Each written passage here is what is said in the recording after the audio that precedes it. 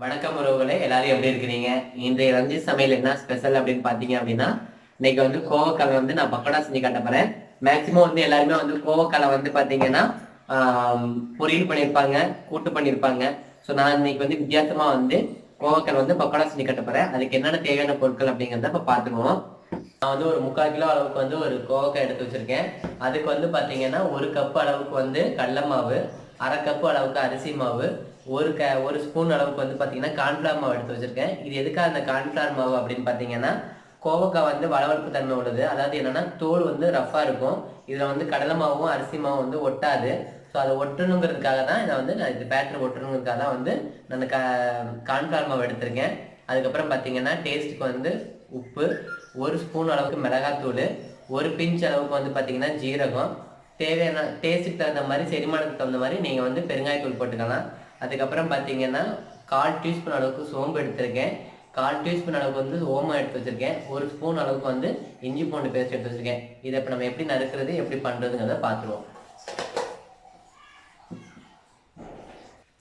இப்போ வந்து பார்த்தீங்கன்னா இந்த 3/4 கிலோ கோவக்காய் வந்து நான் நல்லா கழுவி வச்சுருக்கேன். இப்போ அதை நம்ம வந்து நறுக்கிக்குவோம்.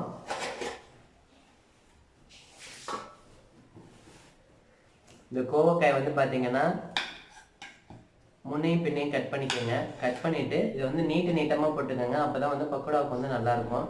இப்படி கிராஸ் பீஸாக கட் பண்ணுங்கள்.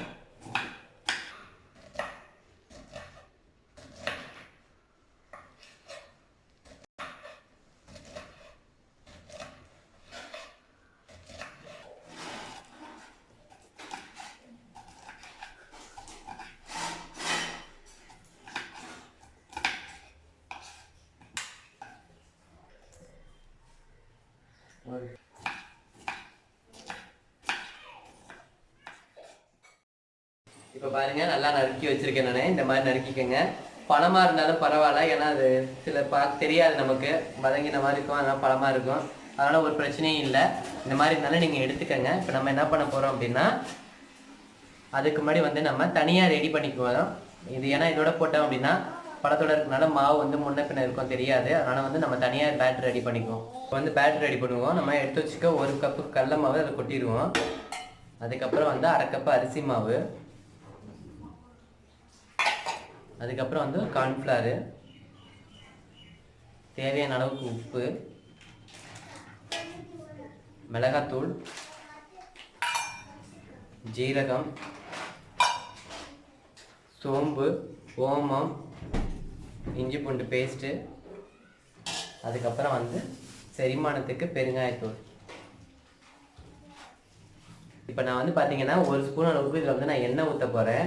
இது வந்து நான் முன்னாடி எண்ணெய் சொல்லியிருக்க மாட்டேன், இப்போ சொல்கிறேன் எண்ணெய். இது எதுக்காக ஊற்றுறோம் அப்படின்னா, இந்த மாதிரி எண்ணெயில் வறுக்கிற பொருள் அப்படி எதுவாக இருந்தாலும் அந்த பொருளுக்கு வந்து 1 ஸ்பூன் அளவுக்கு எண்ணெய் ஊற்றிருக்கேன். அது எதுக்காக எண்ணெய் ஊற்றுறோம் அப்படின்னு பார்த்தீங்கன்னா, இந்த மாதிரி எண்ணெயில் போட்டு எண்ணெயில் முழுசாக வந்து வேக வைக்கிற எந்த பொருளாக இருந்தாலும் நீங்கள் 1 ஸ்பூன் அளவுக்கு நீங்கள் எண்ணெய் ஊற்றி பிசைஞ்சிங்க அப்படின்னா ரொம்ப நல்லாயிருக்கும்.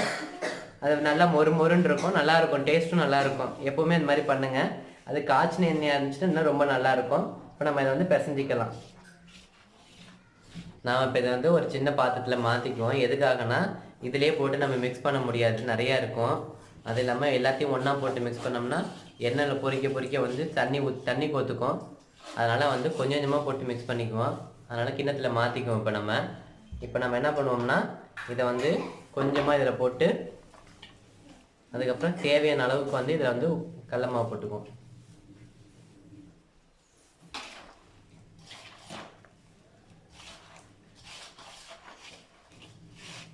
இப்போ நம்ம இதை வந்து எண்ணெயில் போட்டு எடுத்துக்கலாம்.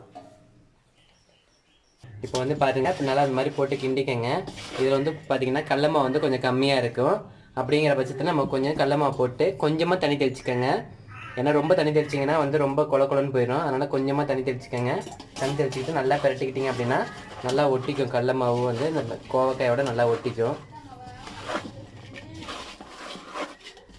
இப்போ நம்ம அடுப்பு பற்ற வச்சு எண்ணெய் காஞ்சிக்கிட்டு இருக்கு. நம்ம மிதமான சூட்லேயே வந்து நம்ம இதை வந்து போட்டு எடுக்கலாம். போடும்போது கொஞ்சம் கவனமாக போட்டுக்கோங்க, ஏன்னா உப்பி வரும்.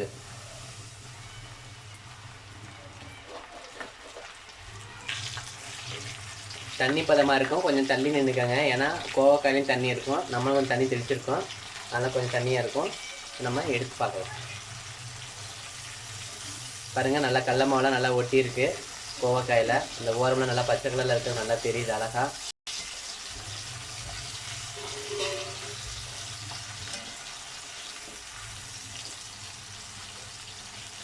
இப்போ பாருங்க, இந்த முட்டையெல்லாம் வரதெல்லாம் வந்து குறைஞ்சிருச்சு. இப்போ நம்ம வந்து இதை வந்து எடுத்துக்கலாம். இப்போ அடுத்ததை போட்டு நம்ம எடுத்துக்குவோம்.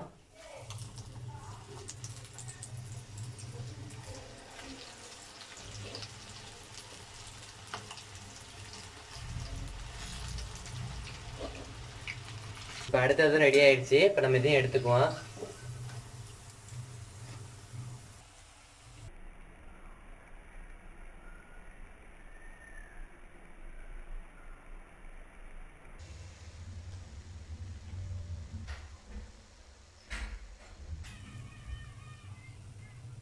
இப்போ வந்து எண்ணெய் ஆஃப் பண்ணியாச்சு. எண்ணெய் ஆஃப் பண்ணதுக்கப்புறம் இதில் வந்து ஹைலைட்டே, பக்கோடாவுக்கு ஹைலைட்டே எப்போவுமே வந்து பார்த்தீங்கன்னா கருவேப்பிலையை போட்டு எடுக்கிறது தான்.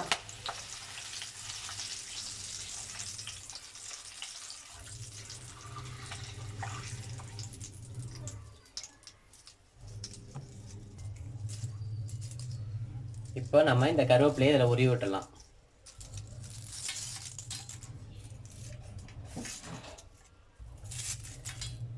பாருங்க, இப்போதான் வந்து பார்க்குறதுக்கு ரொம்ப அழகாக தெரியும். ஏன்னா எப்போவுமே பக்கோடாவில் வந்து கருவேப்பிலை வந்து தான் ரொம்ப ஹைலைட்டாக தெரியும், தூக்கி கொடுக்கும். இந்த மாதிரி இப்போ டேஸ்ட் பார்க்கலாம். இப்போ பாருங்கள், நல்லா பக்கோடா வந்து நல்லா மொறுமொறுப்பாக இருக்குது. இப்போ இந்த மாதிரி நல்லா மிக்ஸ் பண்ணிவிட்டு இப்போ வந்து எப்படின்னா சர்வ் பண்ணிடலாம் அப்படியே.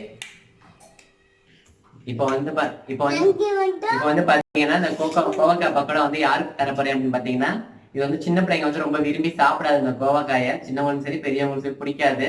ஆனா இப்ப நான் வந்து என்ன பண்ண போறேன்னா, எங்க வீட்டு குட்டீஸ்க்கு கொடுக்க போறேன். அது வேற யாரும் இல்ல, மினிக்ஸ் கிச்சனோட ஹீரோயின் அர்ஷிதாவுக்கு தான் நான் கொடுக்க போறேன். நானு இந்த அர்ஷிதா வந்து சாப்பிட்டுட்டு போனாங்க. அர்ஷிதா வந்து ஒருத்தவங்க வந்து சொல்லியிருந்தாங்க, பேசவே மாட்டேங்கிறாங்க அப்படின்னு சொல்லி. அதனால கொஞ்சம் நல்லா பேசலாமே அப்படின்னு. அர்ஷிதா வந்து துபாயில இருந்த வரைக்கும் பாத்தீங்கன்னா தனியாவே இருந்தா. இப்ப இங்க வந்துதான் எல்லாத்துக்கூடயும் பேசி பழகுறதுனால கொஞ்சம் கொஞ்சம் முன்னாடி இப்ப நல்லாவே பேச ஆரம்பிச்சிட்டா. இப்ப அவன் பேசுறத மட்டும் தனியா வீடியோ போட்டீங்கன்னா ஒரு வீடியோவே பத்தாது, அந்த அளவுக்கு பேசுவா, நல்லா பேசுவா. இப்ப அவள்கிட்ட கொடுக்கலாம், நீங்களே பாருங்க எப்படி பேசலாம். பக்கோடா சாப்பிடுறியா? எடுத்து சாப்பிட்டு சாரு.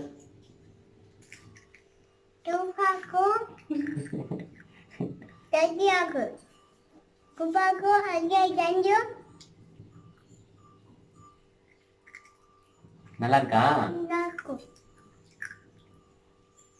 என்னவா இருக்கு? சூப்பரா இருக்கா?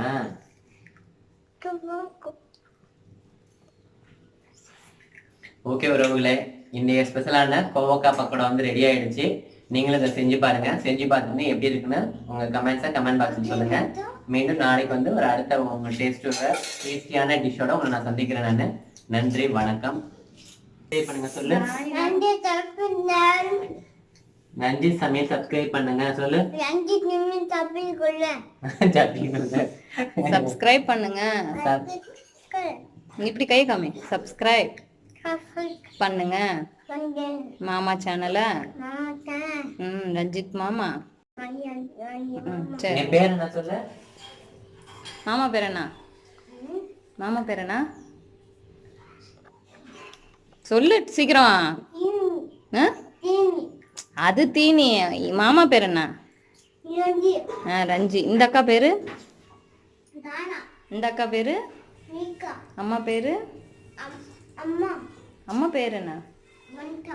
அப்பா பேரு? பெரியம்மா பேரு? அண்ணன் பேரு? சரி, ஓகே. நல்லா இருக்கா பக்கோடா? சூப்பரா இருக்கா? சரி, ஓகே. எடுத்து சாப்பிடலாம். நன்றி, வணக்கம். இன்னும் அடுத்த பார்க்கலாம்.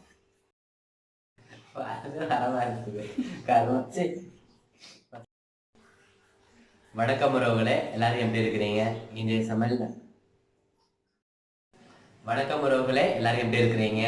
இந்த ரஞ்சி சமையல்ல என்ன ஸ்பெஷல் அப்படின்னு பார்த்தீங்க அப்படின்னா, எல்லாருமே வந்து கோவக்காய் வந்து பொரியல் பண்ணியிருப்பீங்க. எல்லாருமே வந்து பொரியல் கூட்டு இந்த மாதிரி பண்ணியிருப்பாங்க. நான் வந்து இன்னைக்கு வந்து வித்தியாசமா இன்னைக்கு வந்து இதில் வந்து பக்கோடா செஞ்சு காட்டப்போறேன். நான் அதுக்கு என்னென்ன தேவையான பொருட்கள் அப்படிங்கிறத பார்த்துருவோம். நம்ம அதுக்கு வந்து நான் வந்து ஒரு 3/4 கிலோ கிட்ட அளவுக்கு வந்து நான் கோவக்காய் எடுத்து வச்சிருக்கேன். அதுக்கு வந்து 1 கப் அளவுக்கு வந்து கடலை மாவு, ஒரு 1/2 கப் வந்து அரிசி மாவு எடுத்து வச்சிருக்கேன்.